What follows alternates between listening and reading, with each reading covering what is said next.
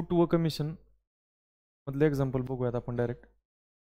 पहिलं एक्झाम्पल बोर्डवरती बघा, प्रश्न नीट वाचा. एका टेबलाची छापील किंमत म्हणजे काय, मार्केट प्राइस किती आहे, 7,500 आहे. दुकानदार त्या छापील किमतीवरती 12% सूट देतो, तर तो टेबल गिरायकास किती रुपयास मिळेल. समजा मी गिरायक आहे, एका दुकानात गेलो, त्या दुकानामध्ये मला टेबल विकत घ्यायचं आहे. त्या टेबलाची छापील किंमत किती आहे, 7,500. बरोबर, 7,500 रुपये ही छापील किंमत आहे. मला दुकानदार किती टक्के सूट देणार आहे, 12% सूट देणार आहे. 12% म्हणजे शेकडा 12 म्हणजे 100ला 12 रुपये सूट देणार. म्हणजे 100 रुपये जर छापील किंमत असेल, बघा 100ला 12 ह्याचा अर्थ काय असतो, 100 रुपये जर छापील किंमत असली असती तर तर मला त्यानं किती रुपये डिस्काउंट देणार, 100ला 12 रुपये. 100मधून 12 कमी केले तर मला ती प्रत्यक्षात वस्तू किती रुपयाला पडेल, 100मधनं 12 जर गेले तर 88 रुपयाला मिळाली असते. म्हणजे 100 रुपये जर छापील किंमतीची वस्तू असेल तर 12% डिस्काउंट किंवा सूट दिल्यानंतर मला ती वस्तू कितीला पडली असते, 88 रुपयाला. बरोबर, ही गिरायकाची खरेदी किंमत. प्रत्यक्षात मी वस्तू कितीला खरेदी केली असती, 100ची वस्तू असली असती तर 88ला मला ती मिळाली असती. परंतु वस्तूची प्रत्यक्षात किंमत किती आहे, 7,500. तर वस्तूची प्रत्यक्षात खरेदी किंमत किती मानायची, x मानायची. आणि इथं करायचा तिरकस गुणाकार. बरोबर, 100 गुणिले x किती झालं, 100x. 7,500 गुणिले 88. आता 100 इकडे गुणाकारात, पलीकडे गेल्यानंतर भागाकारात. x बरोबर 7,500 गुणिले 88 भागिले 100. 2 शून्याला 2 शून्य कट झाले. बरोबर, x बरोबर 75 दुने. आता 75ने डायरेक्ट 8ला गुणायचं. 75 दुने किती, 75ला 8ने कसं गुणायचं, अगोदर 2ने गुणा मग 4ने गुणा. 75 दुने किती, 150. आणि 150 चोक किती, 600. म्हणजे 75 8 600. शून्य हात चाले 60. परत 75 8 किती, 600. 600 आणि 60 किती झाले, 660. म्हणजे गिरायकाला तो टेबल म्हणजे मला तो टेबल कितीला पडेल, 6,600ला. दुकानदाराला किती रुपये देणार मी, 6,600 रुपये. 7,500 रुपये छापील किंमत असलेली वस्तू वरती 12% डिस्काउंट दिल्यानंतर ती वस्तू कितीला पडणार मला, 6,600 रुपये. समजलं, घेऊन घ्या, लक्ष द्या. एका वस्तूची छापील किंमत 1,850 रुपये आहे. दुकानदाराने ती मनोजला 1,702 रुपयाला विकली. 1,850 रुपये छापील किमतीची वस्तू कितीला विकली, 1,702 रुपयाला विकली. तर मनोजला शेकडा सूट किती मिळाली, समजते. आता बघा,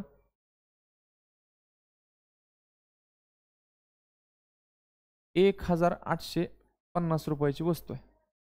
ती वस्तूची काय छापील किंमत आहे, बरोबर. ती विकली कितीला वस्तू, 1,702 रुपयाला विकली. तर मनोजला प्रत्यक्षात सूट किती मिळाली रे, कशी काढणार सूट, 1,850 मधून 1,702 वजा करणं. 1,850 मधून 1,700 गेले, किती राहिले, 150. आणि 150 मधून 2 गेले, किती रुपये, 148 रुपयाची काय मिळाली, त्याला सूट मिळाली. पण आपल्याला कसली सूट काढायची, शेकडा सूट काढायची. तर मग काय करणार बघा, 1,850 रुपये छापील किमतीवरती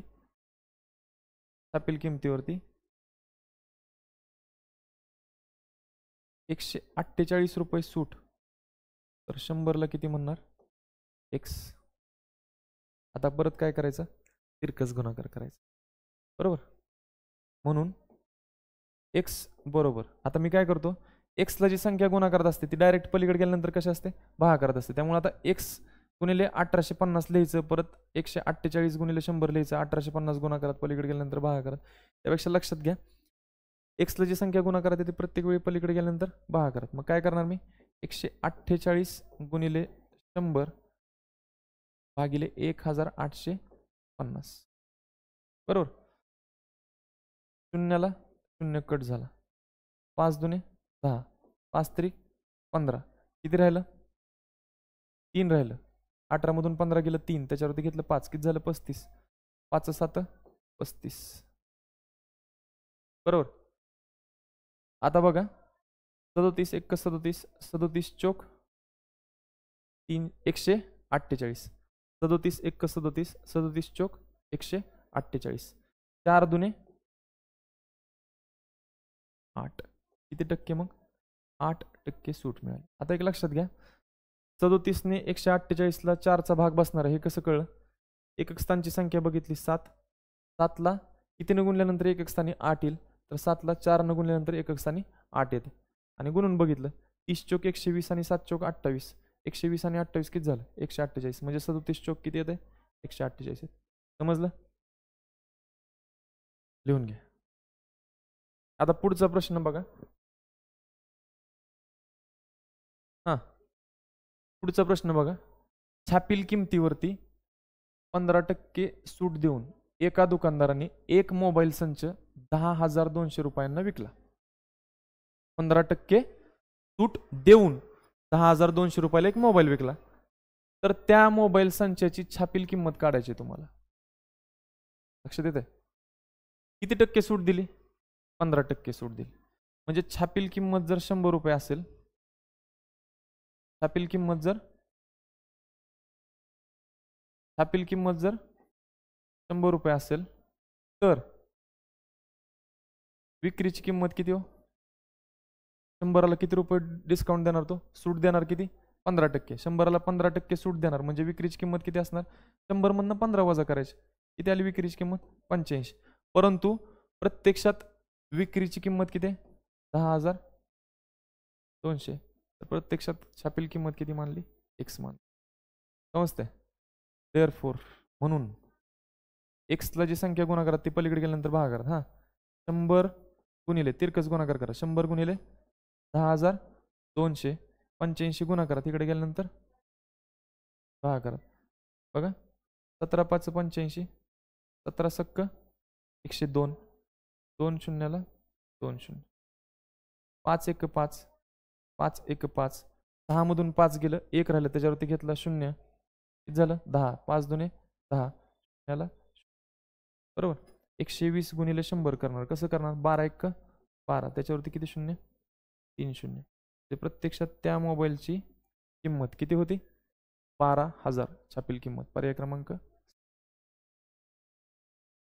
समजते? पुढचं एक्झाम्पल बघायचं. ह्या प्रश्नामध्ये काय दिलं नीट वाचून घ्या. करीम भाईंनी त्यांचे घर दलालामार्फत 8,70,000 रुपयांना विकले. दलाल म्हणजे काय? एजंट. घर आता कसं असतं, मला घर विकायचं आहे, परंतु खरेदी कोण करणार आहे ते मला माहीत नसतं. म्हणजे गिराईक कुठं लागेल ते मला माहीत नसतं. आणि खरेदी करणाऱ्या माणसाला घर किंवा जागा विकत घ्यायची असते, परंतु त्याला माहीत नसतं की कोण विकणार आहे. आलं लक्षात? तर एक दलाल असतो ज्याला दोघांची माहिती असते, विकणाऱ्याची पण माहिती असते आणि खरेदी करणाऱ्याची पण माहिती असते. मग तो हा व्यवहार घडवून आणल्याबद्दल काही ना काहीतरी कमिशन घेतो. तो व्यवहार घडवून आणण्याबद्दल काहीतरी कमिशन घेतो, त्याला म्हणतात दलाली. करीमभाईंनी त्यांचे घर दलालामार्फत 8,70,000 रुपयांना विकले. त्यांना त्याबद्दल 2% दलाली द्यावी लागली. किती टक्के दलाली द्यावी लागली? 2%. तर घर विकून त्यांना किती रुपये मिळाले? बरोबर. मग घराची किंमत किती आहे? मूळ किंमत 8,70,000. याचे 2% काढायचे. 8,70,000 चे 2%. बरोबर. मग काय करणार? 8,70,000 चे म्हणजे गुणिले 2% म्हणजे काय रे? 2/100. 2 शून्याला 2 शून्य कट झाले. हां, 7 दुने 14, 80 दुने 160, 160 आणि 14 किती झालं? 174. वरती किती शून्य? 2 शून्य. 17,400 रुपये काय आली? दलाली आली. 17,400 रुपये काय आली? दलाली आली. मग 17,400 कशातून वजा करायचे? करीमभाईंना ऍक्च्युली किती मिळणार होते? 8,70,000 मिळणार होते, पण त्यातनं आता 17,400 रुपये दलाली गेली ना एजंटचे. 17,400 रुपये वजा करायचे. हां, 70,000मधून 10,000 गेले 60,000, 60,000मधून 7,000 गेले 53,000, 53,000मधून 400 गेले, किती राहिले 52,600, 8,52,600 रुपये करीमबाईंना मिळणार. ही झाली एक पद्धत, बरोबर. आता आणखीन एक पद्धत सांगतो, बरोबर, हे लिहून घ्या. आता आणखीन एका पद्धतीने हे गणित सोडवू शकतो आपण. बघा कसं, दलाली किती दिले, 2% दलाली दिले, म्हणजे 100 रुपये जर घराची किंमत असली असती तर करीमबाईंनी 100 मधले 2 रुपये दलाली दिली असती, तर करीमबाईंना किती मिळाले असते, 100 मिळणार होते, पण त्यातनं 2 रुपये दलाली गेली, 100ला 2 रुपये, तर मिळणार किती 98 रुपये, बरोबर. पण प्रत्यक्षात घराची किंमत किती आहे 8,70,000, तर प्रत्यक्षात करीमबाईंना मिळालेली रक्कम किती मानली, एक्स मानली. समजते. आता तिरकस गुणाकार करा. एक्स बरोबर 98 गुणिले 8,70,000 भागिले 2 शून्याला 2 शून्य कट झाले, 98 गुणिले 87 करायचं. 98 गुणिले काय करायचं 87 करायचं. 98 7 100 7 किती 700, परंतु 2 ही 7 वेळा एक्स्ट्रा घेतले म्हणून 2 7 वेळा वजा करायचं, म्हणजे 7 2 14 वजा करायचं. 700 वजा 14 686, 6 हातच्याले 68, 98 8 100 8 800, 800 मधून 16 गेले, किती राहिले 784, 784 आणि 68 यांची बेरीज करायची. 8 आणि 4 12, 2 हातचे 1, 8 आणि 7 15, 5 हातचे 1, 7 आणि 1 8,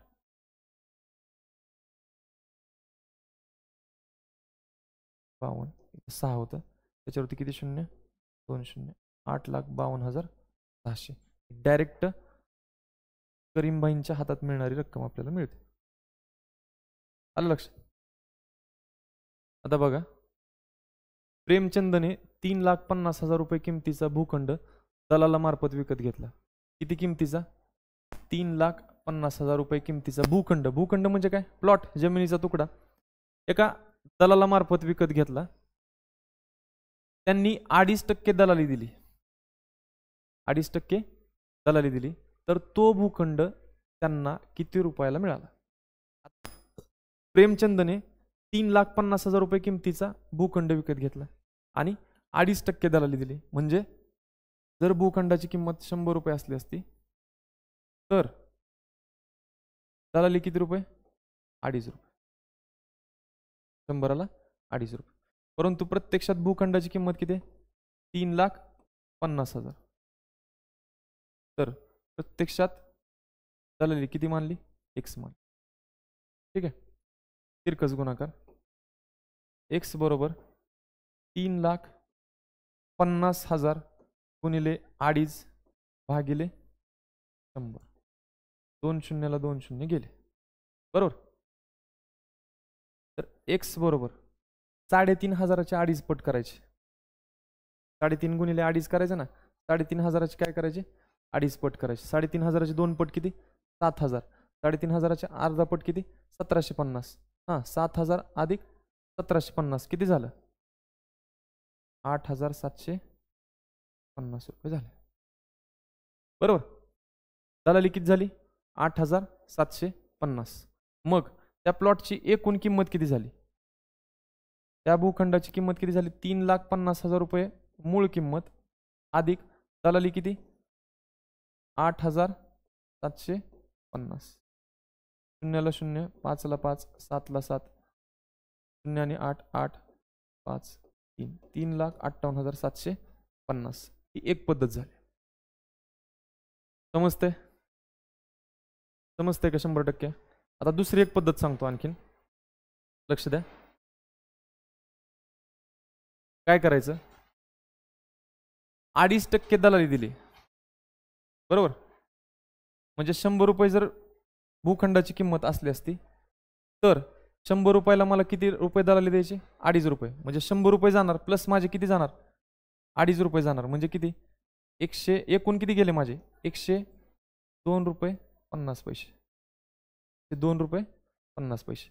₹100 जर भूखंडाची किंमत असेल तर ₹2.5 दलाली, म्हणजे 100 मला द्यायचे प्लस दलाली किती द्यायचे ₹2.5, तर किती झाले ₹102. एकूण किती रुपये गेले माझे ₹102.50. परंतु प्रत्यक्षात भूखंडाची किंमत किती आहे 3,50,000. तर प्रत्यक्षात द्यावी लागणारी रक्कम किती मानली एक्स मानली, तर एक्स बरोबर 3,50,000 गुणिले 102.5 भागिले 100. 2 शून्याला 2 शून्य गेले. आता 3,500 मधला 1 शून्य ह्याचा पॉईंट घालवण्यासाठी वापरा, कारण मला सांगा ह्याचा पॉईंट घालवायचा म्हणजे ह्याला किती घरांनी पुढे घ्यायचं, एका घराने पुढे घ्यायचं बरोबर. एका घराने पुढे घ्यायचं म्हणल्यानंतर ह्यातला 1 शून्य वापरा इकडं, इथे किती राहील 350 आणि पलीकडचं पॉईंट निघून जाईल ते 1,025.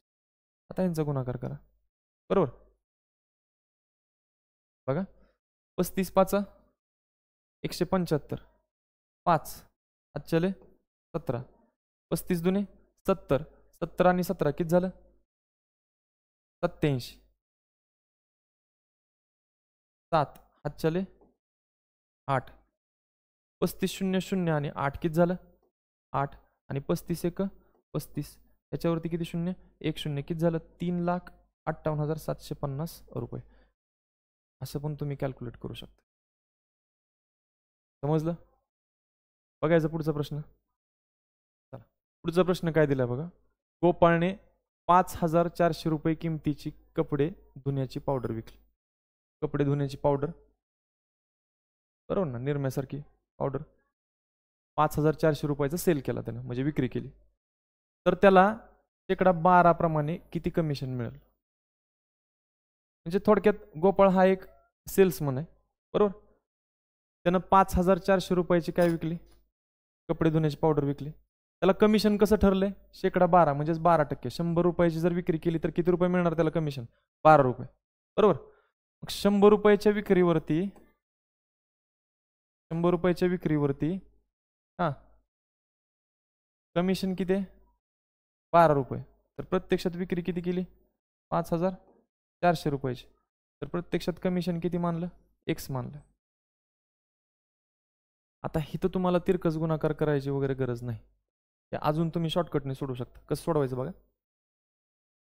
100ला कितीने गुणल्यावर 5,400 येईल, 100ला कितीने गुणल्यावर 5400 येईल, 54 गुणल्यावर. तर 12ला पण इकडे कितीने गुणायचं 54 गुणायचं, 12ला पण कितीने गुणायचं 100ला 54 गुणल्यानंतर 5,400 येते, म्हणून 12ला पण कितीने गुणायचं 54 गुणायचं. पुन्हा 12 चोक 48, 8 5 4, 12 पंचे 60 आणि 4 किती झालं 64, 648 रुपये. पर्याय चौथा बरोबर. आता पुढचा प्रश्न बघा काय दिलाय. एका शेतकऱ्याने एक शेतकरी आडत्यामार्फत 1,800 रुपये प्रति क्विंटल दराने 16 क्विंटल ज्वारी विकली. कसा भाव आहे 1,800 रुपये एका क्विंटलला. या पद्धतीने 16 क्विंटल ज्वारी विकली. आडतवाला कमिशन घेतो. आडतवाल्यानं 2% दराने काय घेतली आडत घेतली बरोबर ना. आडत व्यापारी जो आहे तो कमिशन घेतो, तर 2% त्यानं कमिशन घेतलं. तर त्या शेतकऱ्यास किती रुपये मिळाले, तर शेतकऱ्याच्या हातात किती रुपये मिळाले हे काढायचं. आता एक आडत किती आहे मला सांगा 2% आडत आहे, म्हणजे 100 रुपये जर शेतमालाची किंमत झाली, ज्वारीची किंमत जर 100 रुपये झाली, तर शेतकऱ्याच्या हातात किती मिळणार 2 रुपये ह्यातले आडतवाल्याला जाणार, मिळणार किती शेतकऱ्याला 98 रुपये. समजते. 100 रुपये जर मालाची किंमत असेल तर आडत 2 रुपये जाणार, तर शेतकऱ्याला किती मिळणार 98 रुपये. परंतु एका क्विंटलची किंमत किती आहे 1,800 रुपये. तर एका क्विंटल माग शेतकऱ्याला किती मिळणार 100 रुपये मानलं. 100ला 18ने गुणल्यावर किती येते 1,800. मग 98ला पण कितीने गुणायचं 18ने गुणायचं बरोबर. 18 8 144, 4 हातचे 14, 18 9 162 आणि 14 किती झालं 76, 1,764 रुपये एका क्विंटलला मिळणार. अशी किती क्विंटल विकली शेतकऱ्यांनी ज्वारी 16 क्विंटल बरोबर. शेतकऱ्याला किती मिळाले? एका क्विंटल मागं त्याला 1764 मिळतात. तर 16 क्विंटलचे काढायचे म्हणजे ह्याला किती निघणार तुम्ही? परत 16 निघून बरोबर. आता गुणाकार कसा करायचा बघा. 16 गुणिले 1000 किती झालं? 16,000. 16 गुणिले 700. हां, 16 सत्त 16 85, 16 सक्क 96, 16 सत्त 112. 112 वरती 2 शून्य, 16 सक्क 96, त्याच्यावरती 1 शून्य, 16 चोक 64. बेरीज करायची. 4 4 6 6 12, 2 हातच्याला 1, 9 3 12, 2 हातच्याला 1, 6 2 8, 1 1 2, 28,224 रुपये शेतकऱ्याच्या हातात मिळाले.